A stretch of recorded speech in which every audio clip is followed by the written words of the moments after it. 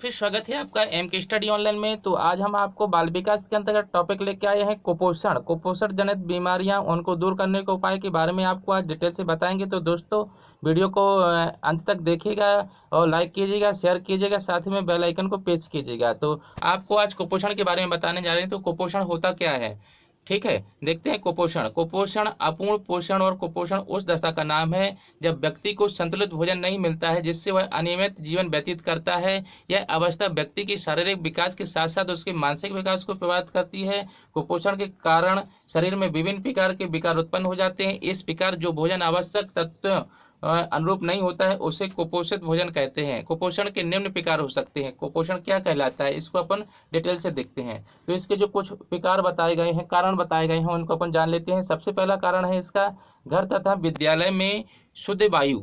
घर तथा विद्यालय में उसको शुद्ध वायु नहीं मिलती है। प्रकाश, धूप, जल के न मिलने के कारण, गंदे वातावरण के कारण बालक कुपोषण से पीड़ित होते हैं। जो बालक विद्यालय में शुद्ध वायु नहीं मिलती है, उनको प्रकाश नहीं मिलता है, धूप नहीं मिलता है, जल सही शुद्ध जल न मिलने के कारण वो बालक क्या हो जाते हैं, कुपोषण के शिकार हो जाते हैं। नेक्स्ट कारण है इसका उचित मात्रा में निद्रा और विश्राम नहीं मिलने से बच्चे कुपोषण से पीड़ित हो जाते हैं। निद्रा मीन से आप समझ गए होंगे कि उचित मात्रा में उसको क्या नहीं मिल रहा, नींद नहीं हो पाना, और विश्राम यानी कि आराम नहीं हो पाना से बच्चे भी कुपोषित हो जाते हैं। नेक्स्ट है इसका कुपोषण का मुख्य कारण पौष्टिक तत्वों से युक्त भोजन का अभाव। बालकों के भोजन में पर्याप्त प्रोटीन, कार्बोहाइड्रेट, वसा, खनिज, लवण, विटामिन आदि आवश्यक तत्वों में कमी रहती है। जो बच्चा कुपोषित के शिकार होते हैं, कुपोषण के शिकार होते हैं, उनका एक कारण और देखा गया है कि जो पौष्टिक तत्व होते हैं वो बच्चे को भली भांति नहीं मिल पाते हैं, और बच्चों के भोजन में पर्याप्त प्रोटीन, कार्बोहाइड्रेट, वसा ये इनकी प्राप्ति नहीं हो पाती है, जिस कारण से बच्चा कुपोषण का शिकार हो जाता है। भोजन में इन तत्वों की अनुचित मात्रा होने से कुपोषण होता है। भोजन को उचित समय पर ग्रहण नहीं करने से कुपोषण होता है। तो दोस्तों अपन इसके और आगे देखते हैं कुपोषण से कौन कौन सी बीमारियां होती हैं बच्चों में, बड़ों में। तो अधिकतर ये बच्चों में कुपोषण पाया जाता है। तो इनकी जो बीमारियां हैं उनको भी अपन स्पष्ट कर लेते हैं, जिनके माध्यम से स्पष्ट हो जाने से और क्लियर हो जाएगा। तो कुपोषण से कौन कौन सी बीमारियां होती हैं। विटामिन ए की कमी से बच्चों में रतौंधी की समस्या होती है। रतौंधी आप लोग जानते होंगे, आंखों की बीमारी होती है, आंखों की रोशनी में कमी की समस्या देखी जाती है, उसको रतौंधी कहते हैं। तो बच्चों में ये बीमारियां खासतौर पर देखी जाती हैं। नेक्स्ट इसकी बीमारी है खनिज लवणों के अभाव में अस्थियां और दांत अविकसित हो जाते हैं। जो खनिज लवण उसको पर्याप्त मात्रा में नहीं मिल पाते हैं, तो उसके दांत, अस्थियां यानी कि हड्डियां वो अच्छे से विकसित नहीं हो पाती हैं। नेक्स्ट है इसका अपूर्ण पोषण की अवस्था में बालक के शरीर का विकास रुक जाता है और आयु के अनुसार बालक की ऊंचाई एवं भार में कमी हो जाती है। और क्योंकि जो बच्चा जिसको पोषण पूरा नहीं मिल पाता है, तो उसका शरीर का विकास यानी कि शारीरिक विकास जो अपन ने नेक्स्ट वीडियो पहले पढ़ा हुआ था, तो उसमें अपने शारीरिक मानसिक विकास सभी पढ़ा हुआ स्पष्ट किया है। उसी के प्रकार में अपन इसको देखते हैं कि पोषण से शरीर का विकास रुक जाता है और आयु के अनुसार उसके ऊंचाई और भार में क्या होती है, कमी आ जाती है। उसका मतलब शारीरिक विकास नहीं हो पाता है।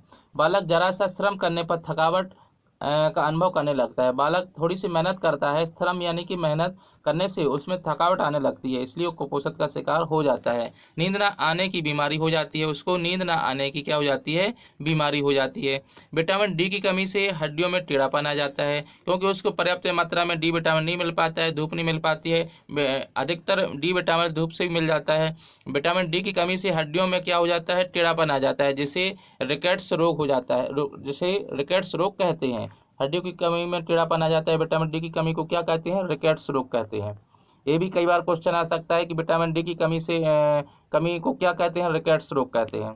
वसा की कमी से छात्र दिन प्रतिदिन दुर्बल होने लगता है, चेहरा चेतनहीन हो जाता है और त्वचा पीली और खुरदरी हो जाती है।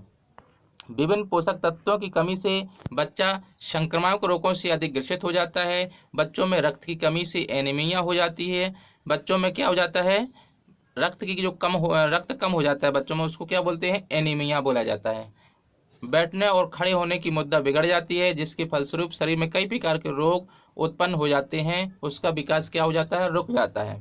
कार्बोहाइड्रेट से अधिक उपयोग से अपच, अतिसार और मधुमेह रोग हो जाते हैं। विटामिन ए के अभाव में चोट लगने पर रक्त का धक्का न जमने से रक्त स्राव होता है। विटामिन ई के अभाव में स्त्रियों में गर्भपात, बांझपन और पुरुषों में नपुंसकता आ जाती है।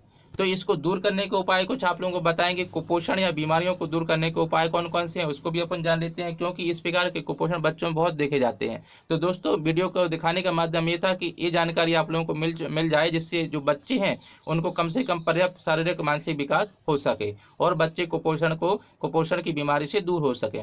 तो इसका उपाय है, पहला उपाय है स्कूल और घर का वातावरण अधिक से अधिक साफ सुथरा होना चाहिए। क्या होना चाहिए? स्कूल और घर का वातावरण अधिक से अधिक साफ सुथरा होना चाहिए। रसोई घर, भोजन कक्ष और शौचालयों की सफाई पर विशेष ध्यान दिया जाना चाहिए। रसोई घर है जो अपना, यानी कि किचन हुआ, भोजन कक्ष हुआ और शौचालय की सफाई पर विशेष ध्यान दिया जाना चाहिए। स्कूलों में मध्याह्न भोजन में पोषक तत्वों का भी प्रबंध होना चाहिए। स्कूल होते हैं उसमें मध्याह्न भोजन में पोषक तत्वों का प्रबंध होना चाहिए, यानी कि डेली की मतलब रूटीन, डेली का डाइट उसमें निर्धारित होना चाहिए कि आज बच्चों को क्या देना है, आज क्या देना है, इस प्रकार से दाल देना है, सब्जी देना है, प्रोटीन डाइट देना है। इस प्रकार से मध्याह्न भोजन में क्या होना चाहिए? पोषक तत्वों का प्रबंध होना चाहिए। नेक्स्ट है इसका उपाय, प्रत्येक विद्यार्थी का वर्ष में एक बार वजन, लंबाई का नाप, नेत्र, दांत आदि की जांच भी स्कूलों में करवाई जाना चाहिए। स्कूल के समय में सामान्यतः सभी विषयों के अध्यापक और विशेषकर स्वास्थ्य शिक्षक द्वारा ही श्रेणियों के छात्रों को व्यक्तिगत स्वच्छता का ज्ञान प्रदान करने पर बल देना चाहिए। शिक्षकों को बच्चों का पौष्टिक खाना खाने की सलाह देना चाहिए। शिक्षकों को बच्चों को पौष्टिक खाना खाने की सलाह देना चाहिए। शिक्षकों को विद्यालय में विद्यार्थियों को टिफिन में पौष्टिक भोजन लाने को प्रेरित करना चाहिए। उनका फास्ट फूड खाने की कमियां बताना चाहिए। जो कि व्यक्ति आजकल बच्चे, उनके माता पिता बच्चों को फास्ट फूड अधिकतर खिलाते हैं, जिसके वजह से बच्चा चिड़चिड़ा और कुपोषित हो जाता है। उसको पौष्टिक भोजन को लाने का प्रेरित करना चाहिए, जिससे बच्चे का शारीरिक विकास, मानसिक विकास दोनों हो सके। नेक्स्ट इसका है, व्यक्ति के दैनिक जीवन में मानसिक कार्य, शारीरिक क्रियाकलाप, विश्राम, नींद तथा मनोरंजन सभी का उचित स्थान होना चाहिए। केवल काम और केवल आराम घातक होता है।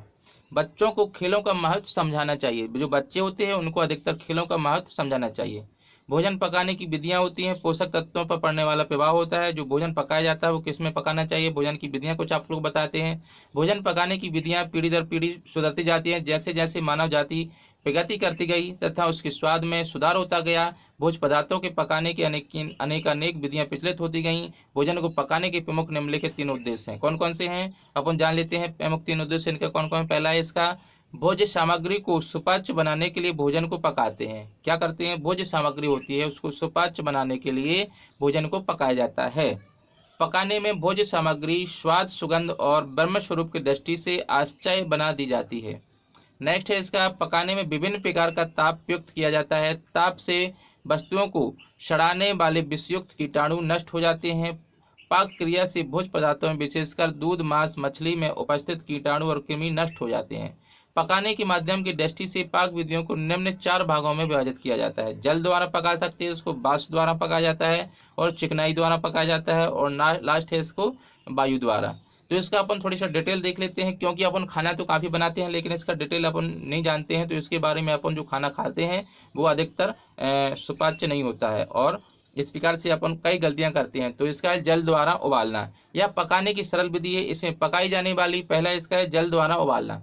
यह पकाने की सरल विधि है। इसमें पकाई जाने वाली वस्तु को किसी भगोने या बर्तन में जल के साथ डाल दिया जाता है। तत्पश्चात उसे चूल्हे पर रखकर तब उबाला जाता है जब तक कि वह पर्याप्त मुलायम ना हो जाए, यानी कि पक ना जाए। दूसरा है इसका वाष्प द्वारा पकाना, यानी कि भोज्य पदार्थ वाष्प के प्रत्यक्ष और अप्रत्यक्ष संपर्क में लाकर पकाया जाता है। प्रत्यक्ष विधि के अंतर्गत कढ़ाई या भगोने में उबलते हुए जल में निकली हुई वाष्प द्वारा वस्तु को पकाया जाता है। अप्रत्यक्ष विधि में उबलते हुए जल के ऊपर दोनों प्लेटों के माध्यम से पकने की क्रिया संपन्न होती है। वाष्प के दबाव से भोज्य पदार्थों को पकाया जाता है। इस सिद्धांत का उपयोग प्रेशर कुकर में किया जाता है, वाष्प द्वारा। हाँ, ये बात बिल्कुल सही है, क्योंकि जो प्रेशर कुकर होता है उसमें कैसे भोजन पकता है? वाष्प द्वारा ही पकाया जाता है।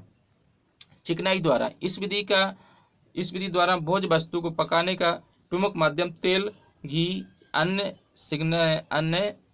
अन्य स्नंद पदार्थ होते हैं। इस विधि से भोज्य पदार्थों को हल्का धुआं निकलते हुए गर्म घी या तेल में पकाया जाता है। यह सर्वाधिक शीघ्रतापूर्वक भोजन पकाने की उपयुक्त विधि है।